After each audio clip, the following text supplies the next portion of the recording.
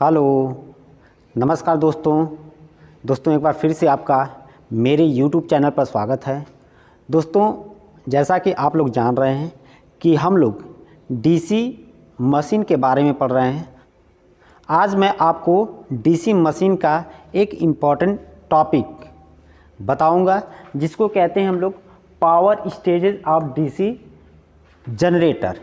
यानी DC machine में, DC generator में जो पावर ट्रांसफ़र होती है वह किन किन रूपों में होती है, और जब पावर ट्रांसफ़र होती है तो लॉसेस हमारे कहाँ कहाँ होते हैं, इसको आज हम लोग देखेंगे। तो दोस्तों, आप जानते हैं कि कोई भी मशीन अगर ड्राइव कर रही है, यानी उसमें कोई घूमने वाला भाग है, तो जो घूमने वाले भाग होते हैं उसमें कुछ न कुछ लॉसेज होते हैं, और वे भाग जो धारा को वहन करते हैं उसमें भी लॉसेज होते हैं। डीसी मशीन में जो कोर होते हैं उसमें लॉसेज होते हैं, जिसको आयरन लॉस हम लोग कहते हैं या कोर लॉस कहते हैं। उसी तरह से वे भाग जो धारा को वहन करते हैं, जैसे हमारे जहाँ भी वाइंडिंग का सेक्शन होता है जिसमें करंट वहन करती हैं, उसमें भी लॉसेज होते हैं, जिसको हम लोग कॉपर लॉस कहते हैं। तो ये लॉसेज को हम लोग माइनस कर दें तो मशीन में जो पावर ट्रांसफ़र होती है उसको हमको दिखेगा। तो दोस्तों, आज हम लोग देखेंगे power stages of DC generator. तो सबसे पहले अगर मान लीजिए कोई जनरेटर है तो उसको ड्राइव करने के लिए हम लोग क्या देते हैं, मैकेनिकल पावर इनपुट के रूप में देते हैं। तो जैसा कि आप देख सकते हैं, mechanical input to the generator, यानी मैकेनिकल पावर हम लोग जनरेटर को देते हैं, या ऐसे भी कह सकते हैं output of the driving engine. यानी जिस इंजन के शाफ्ट से हम लोग अल्टरनेटर यानी जो भी हमारा आर्मेचर होता है उसको घुमाने के लिए जिस इंजन का प्रयोग करते हैं उसका जो आउटपुट होता है वह देते हैं। तो इसमें से दोनों बातें आपकी कॉमन हैं, यानी चाहे आप कह सकते हैं mechanical input to the generator or output of the driving engine, यानी जो इंजन ड्राइविंग इंजन होता है उसका आउटपुट आप जो है दें, नहीं तो मैकेनिकल आपका जो है इनपुट टू द जनरेटर। तो जनरेटर का जो मैकेनिकल इनपुट के रूप में दिया जाता है, तो इसको जब आप देंगे इनपुट के रूप में देंगे तो इसमें क्या होगा भाई, आपका आयरन लॉस होगा, फ्रिक्शन लॉस होगा और विंडेज लॉस होगा। दोस्तों, ये तीन तरह से लॉसेज होते हैं। यानी जब भी आप आयरन लॉस कहाँ होगा, उसके कोर में होगा, यानी और जो घूमने वाला भाग होता है जिसको हम लोग फ्रिक्शन लॉस में आपका जो है विंडेज लॉस और आपका जो है बेयरिंग लॉस होते हैं, ये सब आएंगे, और उसमें विंडेज लॉस आपको लिखा ही गया है। तो ये लॉस होने के बाद फिर जो है आपका, यानी इनपुट में आपने जो दिया उसमें ये लॉस हो गया, उसके बाद जो है हमारे आर्मेचर में क्या होगी, पावर डेवलप्ड होगी। तो जिसको हम लोग कहते हैं electrical power developed in armature.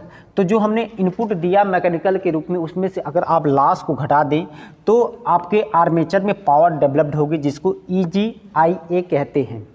यानी आर्मेचर में जो पावर डेवलप्ड होगी उसको हम लोग क्या कहते हैं, ये EG यानी आर्मेचर में जो जनरेटेड वोल्टेज है और जो आर्मेचर में बहने वाली करंट है। क्योंकि पावर का समानता फार्मूला आप जानते हैं, P बराबर होता है V इंटू I होता है।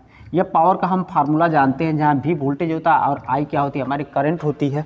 उसी तरह से EG क्या है, जनरेटेड वोल्टेज है, और I क्या है, I ये आर्मेचर में बहने वाली करंट है।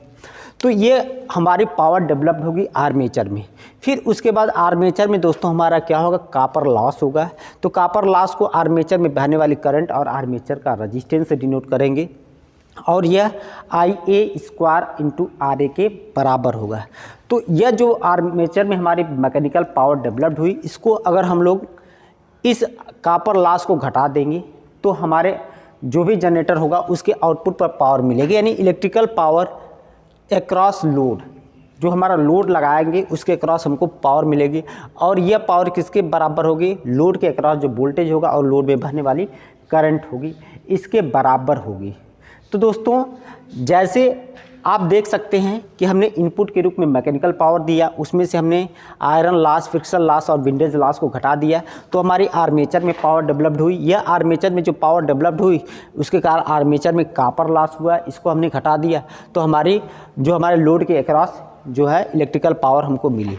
तो इसको हम लोग जैसे इफ़िशियंसी के पद में हम लोग कैसे लिखते हैं, जैसे मैकेनिकल इफ़िशियंसी बराबर क्या होता है, B/A। अब B क्या है दोस्तों, यह हमारी A होता है, यह हमारा B होता है, और यह हमारा C होता है। यानी जो हमारी मैकेनिकल इनपुट होती है उसको ए से प्रदर्शित करते हैं, इलेक्ट्रिकल पावर जो डेवलप्ड होता है आर्मेचर में उसको बी से प्रदर्शित करते हैं, और लोड के अक्रॉस जो हमें पावर मिलती है उसको हम लोग सी से प्रदर्शित करते हैं।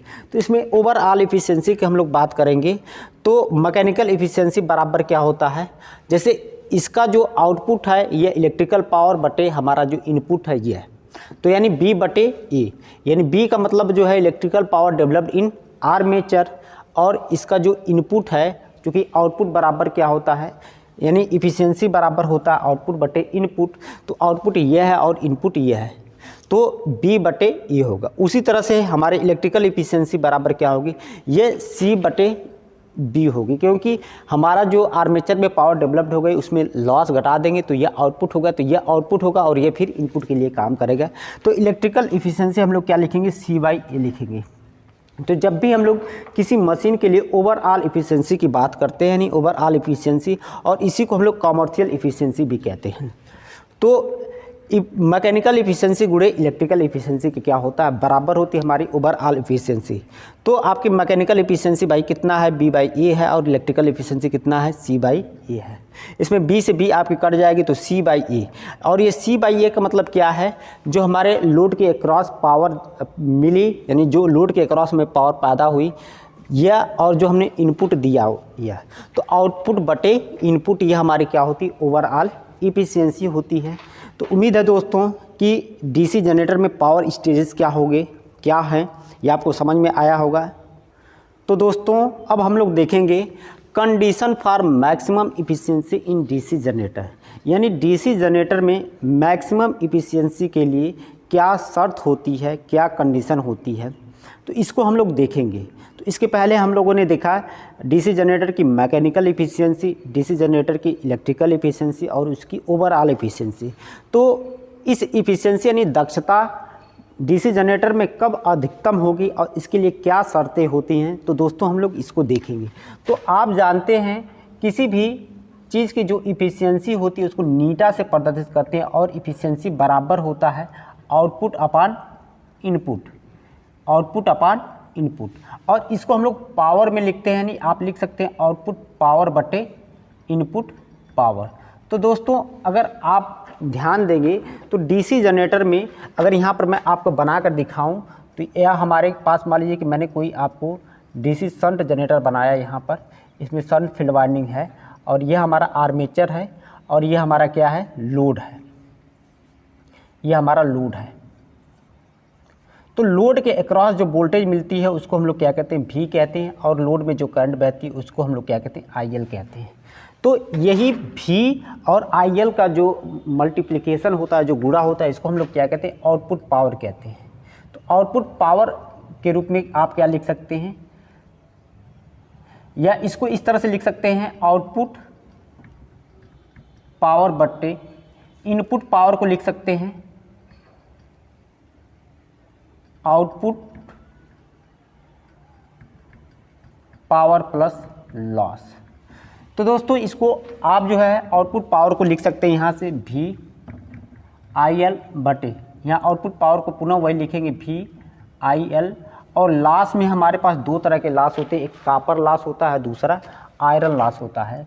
तो इसको आप लिखेंगे IA² RA, यानी कॉपर लॉस हो गया, और फिर हम लोग लिखेंगे यह आयरन लॉस हो गया, यानी WI का मतलब आयरन लॉस, और हमारे क्या है, कॉपर लॉस लिखा गया है। तो दोस्तों इसके बाद हम लोग देखेंगे कि यह हमारा मैक्सिमम इफिशियंसी के लिए इस तरह से आप जो है शर्त। तो दोस्तों अगर आप जानते हैं कि यह अगर मैक्सिमम इफिशियंसी हमको प्राप्त करना है तो ये डिनोमिनेटर है, इसका मान जितना कम होगा इफिशियंसी का मान क्या होगा, उतना अधिक होगा। तो अधिकतम दक्षता प्राप्त करने के लिए हम लोग क्या करते हैं कि इसका जो वेरिएबल चीज़ होता है, मतलब इसमें जो वेरिएबल राशि होती है उसके सापेक्ष हम लोग क्या करते हैं, डिफरेंशियल करते हैं और उसको 0 के बराबर रखते हैं। तो ये आपकी शर्त होती है D मैक्स बटे क्या लिखेंगे, DIL IL का जो रेशियो होगा दोस्तों वह 0 के बराबर होगा। यानी यह मैक्सिमम इफिशियंसी प्राप्त करने के लिए यह IL क्या है, हमारे लोड में बहने वाली करंट है, और लोड में बहने वाली करंट क्या होती है, चेंज होती रहती है। तो हम लोग क्या करते हैं, जो चीज़ वेरिएबल होती है उसके सापेक्ष हम लोग डिफरेंशियल करते हैं और उसको 0 के बराबर लिख देते हैं, तो हमारी मैक्सिमम इफिशियंसी प्राप्त होती है। तो यानी ये इफिशियंसी को हम लोग क्या करेंगे, जो है इसका डिफरेंशियल करेंगे। तो दोस्तों जैसा कि आप लोग जानते हैं डिफरेंशियल करने का जो तरीका होता है, यहाँ पर ये अंश होता है और नीचे वाला क्या होता है, हर होता है। तो जब अंश और हर में हमको डिफरेंशियल करना होता है तो हम लिखते हैं कि हर इंटू अंश का डिफरेंशियल माइनस अंश इंटू हर का डिफरेंशियल बटे हर का स्क्वायर, ये फार्मूला होता है। इसी फार्मूले पर हम लोग क्या करेंगे, इसको इसका डिफरेंशियल करेंगे। तो सबसे पहले लिखेंगे हर, तो हर तो सेम चीज़ लिखा जाएगा, यानी VIL प्लस IA का square into RA plus WI, यानी हर इंटू अंश का अवकलन। तो अंश का अवकलन जब IL के सापेक्ष करेंगे तो यह क्या बचेगा, V केवल बचेगा, माइनस अंश यानी VIL इंटू क्या हो जाएगा, हर का अवकलन। हर का अवकलन करेंगे दोस्तों IL के सापेक्ष करेंगे तो IL कट जाएगा, V प्लस ये 2IA बचेगा और R कांस्टेंट है, यह 0 हो जाएगा और ये भी पद 0 हो जाएगा। और सबके बटे हम लोग लिख देंगे हर का स्क्वायर, यानी VIL प्लस IA का square into RA plus WI। इसका क्या कर देंगे हम लोग, स्क्वायर कर देंगे और सबको 0 के बराबर लिख देंगे। तो दोस्तों अब इसका जो है हर में जो भी चीज़ है, जो भी पद लिखा गया उसका 0 में हम लोग गुणा करेंगे, क्योंकि बराबर के उधर जाएगा और 0 में गुणा होगा तो 0 ही हो जाएगा। तो अब इसको एक लाइन और हम लोग लिखेंगे, VIL प्लस IA का square into RA plus WI। यह क्या है, मल्टीप्लाई में इंटू V है, माइनस क्या लिखेंगे हम लोग, VIL गुणे ये V प्लस 2IA, और यह उधर चला जाएगा तो 0 हो जाएगा। फिर इस माइनस वाले पद को दोस्तों हम लोग उस साइड भेजेंगे बराबर के, यानी VIL प्लस IA का square into RA plus WI into V बराबर VIL गुणे यहाँ पर हो जाएगा V प्लस 2IA। तो अब यहाँ से ध्यान देंगे तो यह V से V हमारा कट जाएगा। अब एक चीज़ और ध्यान देंगे कि अगर DC शंट जनरेटर है तो उसमें जो आर्मेचर करंट होती है IA, वह बराबर होती है दोस्तों किसके, IL प्लस ISH के बराबर होती है। तो DC शंट जनरेटर में जो शंट फील्ड वाइंडिंग का रजिस्टेंस होता है, इसका जो रजिस्टेंस होता है वह बहुत अधिक होता है। तो अधिक होता है तो इसमें शंट फील्ड वाइंडिंग में बहने वाली करंट बहुत 0 होती है, बहुत कम होती है। तो इसको हम लोग शंट फील्ड वाइंडिंग की जो करंट है ISH किसके बराबर मान लेंगे, लगभग 0 के बराबर मान लेंगे दोस्तों। तो यहाँ से हमारी जो IA करंट होगी वह लगभग बराबर हो जाएगी IL की। तो जो आर्मेचर करंट होगी वह लोड करंट के बराबर हो जाएगी। तो जहाँ जहाँ हमारी लोड करंट है उसको हम लोग IA के बराबर लिख देंगे, यानी IL की जगह हम लोग IA लिखेंगे।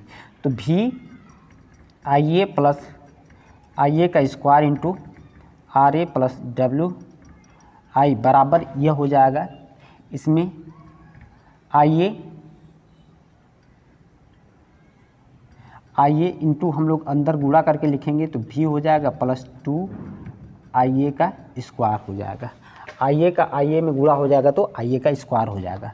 अब दोस्तों अगर आप ध्यान देंगे तो IA इंटू V यह क्या हो जाएगा, हमारा कट जाएगा। और यहाँ से यह IA का स्क्वायर इंटू RA है, जब इसको उधर लेकर जाएंगे तो ये WI बराबर क्या हो जाएगा, 2IA का स्क्वायर माइनस क्या हो जाएगा, IA का स्क्वायर इंटू RA हो जाएगा। अब यहाँ से WI बराबर क्या हो जाएगा दोस्तों, ये 2IA का स्क्वायर इंटू RA इसमें से छूट गया है, यहाँ से देखेंगे जो है 2IA का स्क्वायर इंटू RA, यहाँ पर RA भी रहेगा, RA यहाँ से जो आपने डिफरेंशियल किया है यहाँ पर RA आपका छूट गया था दोस्तों, RA रहेगा, यहाँ पर भी RA रहेगा, यहाँ पर भी RA रहेगा। तो यहाँ पर भी क्या हो जाएगा, आर ए रहेगा। अब देखिए 2IA² इंटू आर ए में से IA² इंटू आर ए घटा देंगे तो IA² इंटू क्या हो जाएगा, आर ए। तो यानी जो आर्मेचर, ये IA² इंटू आर ए क्या है दोस्तों, आर्मेचर में लॉस है और ये क्या है, आयरन लॉस है। तो आर्मेचर में जो लॉस है उसको हम लोग क्या कहते हैं, कॉपर लॉस कहते हैं, और ये जो आयरन लॉस है, तो दोस्तों ये हमारी कंडीशन होती है। जो आर्मेचर में लॉस होता है उसको हम लोग क्या कहते हैं, कॉपर लॉस, यानी इसको हम लोग क्या कहते हैं, कॉपर लॉस कहते हैं, और इसको हम लोग क्या कहते हैं, आयरन लॉस कहते हैं। तो ये ध्यान देंगे कि हमारे जब आयरन लॉस बराबर किसके हो जाए, कॉपर लॉस के हो जाए, या आयरन लॉस को हम लोग क्या कहते हैं, फिक्स्ड लॉस भी कहते हैं, फिक्स्ड लॉस, और इसको हम लोग क्या कहते हैं, वेरिएबल लॉस कहते हैं, वेरिएबल लॉस कहते हैं। तो जब हमारे फिक्स्ड लॉस बराबर हो जाए वेरिएबल लॉस के, तो डीसी मशीन में हमारे मैक्सिमम एफिशिएंसी की क्या होती है, कंडीशन मिलती है। उस समय डीसी मशीन में हमको मैक्सिमम एफिशिएंसी प्राप्त होती है। तो उम्मीद है दोस्तों कि आपको ये वीडियो समझ में आया होगा। Thank you for watching video.